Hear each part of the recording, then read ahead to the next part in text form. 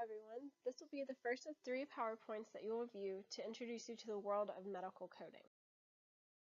The following PowerPoint will review several aspects of the medical coding process. First, we will discuss what coding is and why we do it. Next, we will learn about CPT codes. However, this will be reviewed again for further clarification and practice in Module 2. Next, we'll review ICD-10 codes, which are the main focus of this module. Finally, we'll review several case studies to help you practice ICD-10 coding. First things first, why do we code? Coding is used for reimbursement of time, skills, and services performed by medical staff. Payment for everything we do in the clinical setting is based on service and diagnostic codes. In order to bill, we must be reimbursed for the services provided. The services must be medically necessary, actually provided, documented correctly, and submitted. Providers cannot bill for the cost above the Medicare payment for services. Now we know why we do it, but what is it? Coding is the Center for Medicare and Medicaid Services guidelines to document patient services for the purpose of billing. Nurse practitioners are able to bill directly and receive reimbursement due to the Balanced Budget Act of 1997. NPs can bill with their own provider numbers and receive 85% of the allowable reimbursement amount. However, NPs can bill at the 100% rate if certain conditions of physician involvement are met. CPT codes, or current procedural terminology codes, are revised annually to reflect the most current practice. These CPT codes allow providers to bill for services performed in the clinic. A CPT code is just a 5-digit number attached to an action. These actions include the office visit, pulse oximetry, rapid flu test, EKGs, etc. Something to remember is that you cannot bill for something not performed in your office. An example of this is if you can run a CBC in your office, you can use the CPT code and bill for that CBC. But if you cannot run a CMP in the office, then you will need to send it out to the laboratory and the lab will bill for the CMP. In order to bill for a CPT code, the visit must be face-to-face, must be associated with an ICD-10 code, and documented appropriately. Now we will address how to code for office visits. There are 4 components to an office visit, including the chief complaint, history, exam, and medical decision making. Now remember, this will be more in depth in Module 2. The first is the chief complaint, which is the patient's presenting problem. The best way to document it is by using the patient's exact words. This is a representation of the established patient office codes. As you can see, a chief complaint is required for each of the following except 99211, which could be considered a nurse visit. The next component is the history. The first part of the history is the HPI, which is your old carts. The different HPI levels are based on elements.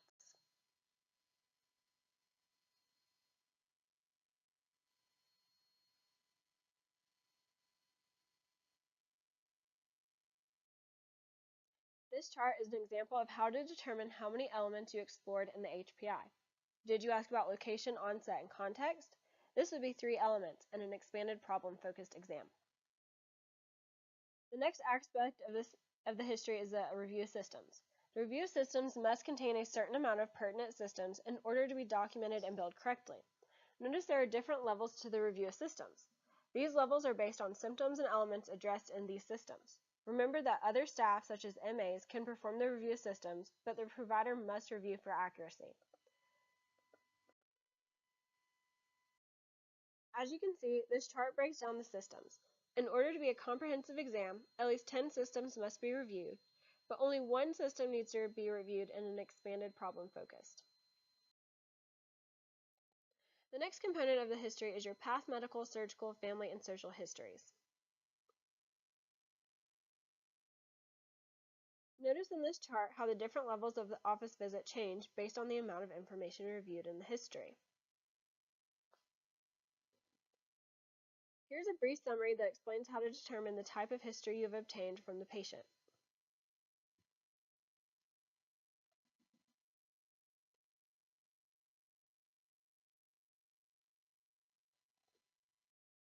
The next aspect is the physical exam. Notice how this chart says that each type of exam must contain certain elements. These elements are not just your systems, but what you looked at in them. For example, if you examined the neck for bruit, palpated the thyroid, and examined range of motion, This would be 3 elements.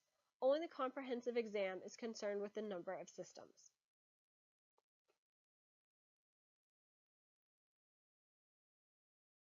This chart is helpful to use to determine the number of elements and number of systems you reviewed. Let's review some examples of the different elements of the physical exam. On the left, you see an expanded problem-focused exam with a patient who reported cold symptoms. You examined the ears, nose, mouth, neck, heart, and lungs. But in these exams, you looked at multiple elements of each system. To be expanded problem-focused, you need 6 elements from any system. But to be detailed, you need 12 plus from 2 systems. You examined 10 elements. Therefore, this is an expanded problem-focused exam. The next patient you saw complained of fatigue, so you examined 9 different areas, 2 plus elements in each system. This would constitute this exam as comprehensive. Now, on to the final component of office visit coding, which is the medical decision making. There are several options for diagnosis, such as self-limited, stable, worsening, new with or without workup. This includes any diagnostics you ordered, such as labs, x-rays, colonoscopies, and the risk of the problem is also reviewed. This chart breaks this down and makes it easier to determine the level of decision making. Let's look at the moderate complexity of a 99213. This allows you to see a point system which you can determine the complexity of your medical decision making.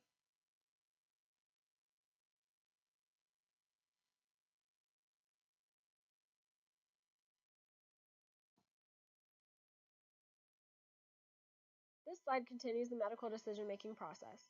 This process will be reviewed further in Module 2 to clarify and expand on office coding. Finally, we can put all of that information together, the complexity, diagnostic and management options, and risk of complications.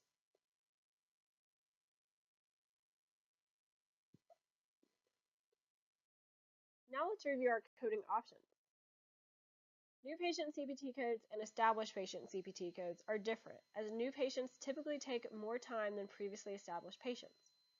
However, the principles of coding are the same. As you can see, the new patient codes range from problem-focused to comprehensive, as we have been reviewing. It is your job to determine, based on the chief complaint, history, exam, and medical decision-making, what the code for this patient is. Here are the established patient codes. These codes go from problem-focused to comprehensive as well. You will see on the left side where it says nurse visit. These visits are typically coded when the patient is coming in for labs or vaccination and the provider does not need to see the patient. There's a third way to code for office visits, and this is based on the amount of time spent. However, you can only code based on time if greater than 50% of the office visit time is spent counseling the patient. You must document thoroughly that you spent X amount of time counseling in order to code for this visit. Here's an excellent example of a pocket guide used for office visit coding. You will be provided this as a PDF in Module 2. Now that we have done a brief overview of CPT codes, let's take a minute to discuss diagnostic codes. The International Classification of Disease 10th Revision, or ICD-10, is a classification published for the U.S. to classify diagnoses in the healthcare setting. They are based on classifications published by the World Health Organization. Each ICD-10 code starts with a letter and is followed by 3 to 6 other characters. These codes should be reported at their highest number of characters. You can only use a 3-character code if it cannot be broken down or classified any further. Here's an example of an ICD-10 code.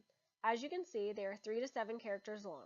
The first 3 characters represent the category that the disease process is in, and the following characters are the period present, the etiology, the anatomic position, or severity. An X is sometimes used as a place setting for future expansion of the code. There are some general guidelines when using ICD-10 codes. Signs and symptoms such as fever, fatigue, and cough can only be used when other diagnosis has not been confirmed. Once a diagnosis is made, then the ICD-10 code should change to reflect that. If the patient has a disease such as COPD, then the symptom of a cough should not be assigned since this is normally associated with the disease process. If the patient is having acute exacerbation of a chronic condition, then always chart both the acute and the chronic condition. but place the acute first as this is the highest order of importance. You can code certain assignments from nurses or MAs assessments and document in the medical record. This would be things like the BMI. Please remember that every diagnosis you give a patient is on their medical record forever, so do not bill for a code unless you are 100% sure that they have that condition. For example, if a patient reports with one high blood pressure reading, you cannot diagnose them with hypertension. You must follow the diagnostic guidelines for this condition. Let's apply this knowledge you've just learned. You have a patient with otitis media that you want to code a diagnosis for. So you go to the chapter on diseases of the ear, which is H60 to H95. Do you see where that initial 3-character sequence comes from? Your diagnosis is non-suppurative otitis media, so you pick the H65 chapter. It is an acute serous otitis media, so this would be H65.0, but now you have to pick the anatomical position. Is it left, right, or bilateral? Your diagnosis is for a right-sided otitis media, so you code for H65.01. Let's try this again with hypertension. You need to go to the chapters on diseases of the circulatory system, so you go I00 to I99. You know it is a hypertensive disease, so you go to I10. Now notice that this is only 3 characters. This is because essential primary hypertension cannot be broken down further into anatomical site or etiology. Let's do some more examples. You have a patient come in for a wellness visit, so you know that is under the chapter on persons encounter for health services. This is the Z00 chapter, and it is a general adult medical exam, so now you have Z00.0. There are no abnormal findings, and you must document this. So now you have a Z00.00. Let's look at this 4th example. You have a patient come in for exposure to chlamydia, so this would yet again be under the chapter where the patient is in contact with health service. But this time we must go under the potential health hazards of communicable diseases. So this is a Z20 diagnosis. But we have to break it down further because the etiology is exposure to a disease with sexual transmission, which is Z20.2. Notice that is not a chlamydia diagnosis. We have to test and make 100% sure that this patient actually has a diagnosis of chlamydia before signing that diagnosis to their medical record. If the patient's testing does come back positive, then this will be changed and updated on the medical record to reflect the most appropriate code. ICD-10 codes can seem a little overwhelming when starting out because there's a code for everything.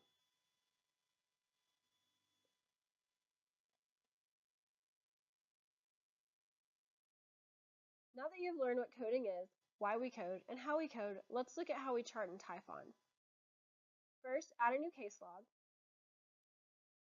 Next, choose the date. I always suggest charting on the day of. On the top right of the screen, click the notepad-looking box under the ICD-10 Diagnosis Codes section.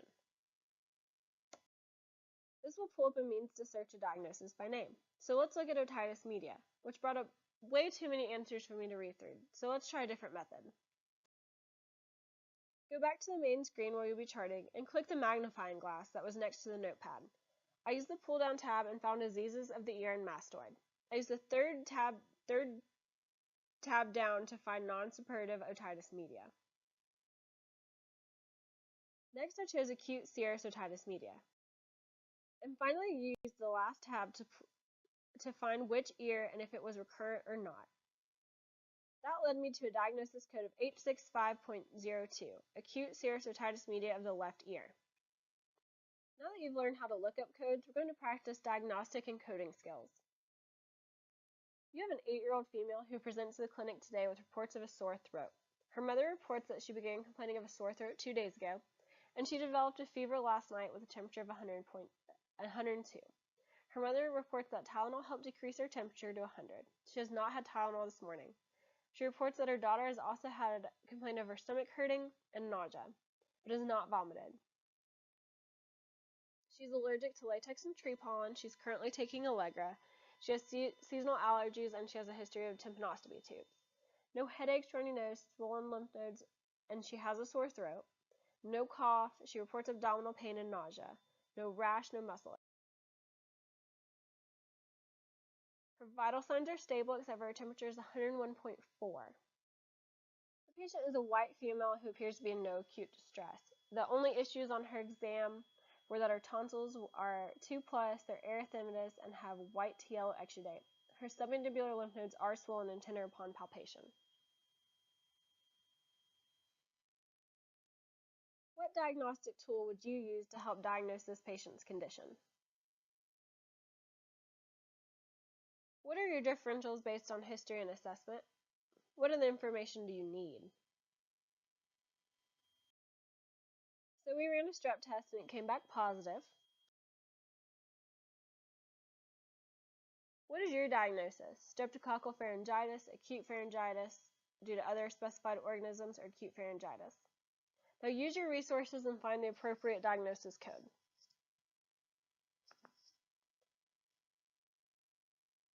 We'll discuss CPT codes in Module 2. Streptococcal pharyngitis is the best diagnosis for this patient, and that code is J02.0. Let's try another one. You have a 52-year-old male who comes into the clinic with reports that he got into poison ivy 2 days ago. He noticed the rash began to form yesterday, and it's on his hands and has spread and become worse. He says he's had a reaction like this in the past, and he's been using hydrocortisone 1%, but it hasn't helped and he's still itching. He's got a history of allergies to poison ivy and penicillin. He had an appendectomy but no other history. He hasn't had any labs, and he hasn't had a wellness visit in a year. He doesn't have a runny nose, no wheezing, no shortness of breath, no chest pain. He does have a red, weeping, itchy rash on his forearms and hands. He is considered obese, but other than that, everything's stable. He's a 52-year-old white male who appears to be in no acute distress. His conjunctiva are pink, nasal mucosa are pink, oropharynx is pink, regular rate and rhythm, lungs are clear to auscultation. He does have numerous vesicular lesions on an erythematous base without weeping and no open vesicles noted on his hands and forearms. Notice the pattern on this patient. Think about how you would describe that when you're charting. What are your differential diagnoses for this patient? What do you think the diagnosis for this patient is? Use your resources and find the appropriate diagnosis code.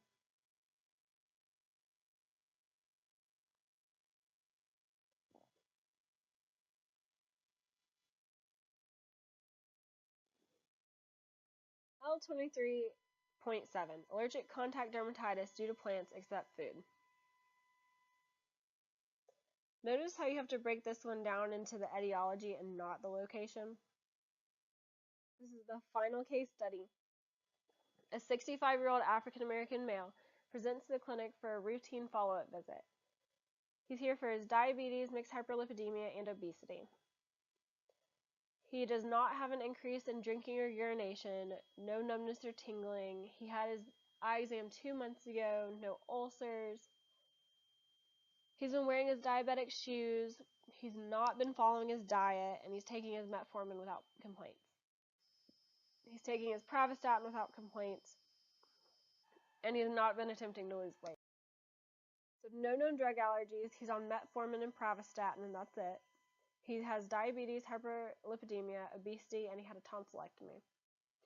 He's never smoked, never used alcohol, never used drugs. Here is his review of systems.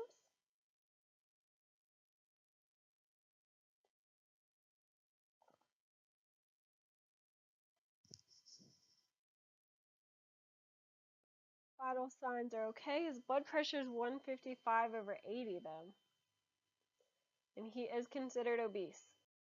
We have an African American male who appears as stated age and is in no acute distress. HEENT is good, respiratory is good, cardiac's good. He does have a rounded abdomen.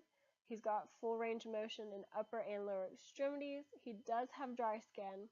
We did perform a diabetic foot exam without concern, and then neuro, we are not concerned. What labs would you order for this patient? What other instructions should you give the patient based on their assessment?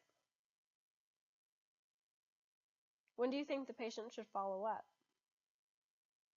What other wellness education should you provide this patient? What diagnosis code would you give this patient? Remember, there are several issues going on with the patient, so look up all of the diagnosis codes you can think of. Also, remember, you have to be 100% sure of the diagnosis before assigning it to the patient.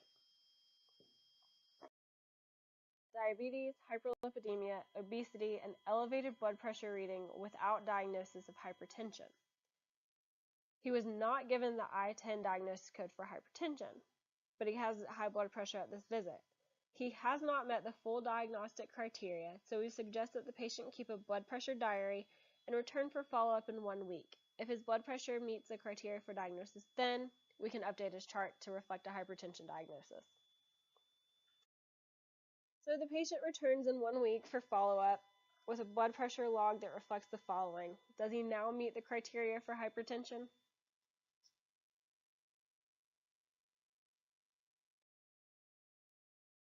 Here's his laboratory data from the previous visit for you to review with the patient. What do you notice about this data? Which elements are concerning for you? His UA shows some protein, his cholesterol is elevated, his fasting blood sugar is elevated, and his A1C is elevated. What would you address after reviewing this patient's labs, blood pressure log, and using the information about the patient's lifestyle from the previous visit? What is the new diagnosis code for the patient? How do you code this visit? Essential primary hypertension, diabetes, hyperlipidemia, and obesity. We would code this because we yet again addressed all of these issues. Thank you for joining me for Module 1, an introduction to medical coding. There will be 2 more modules to address coding in the office setting. Module 2 will focus on CPT coding, and Module 3 will focus on preventative care. Thank you.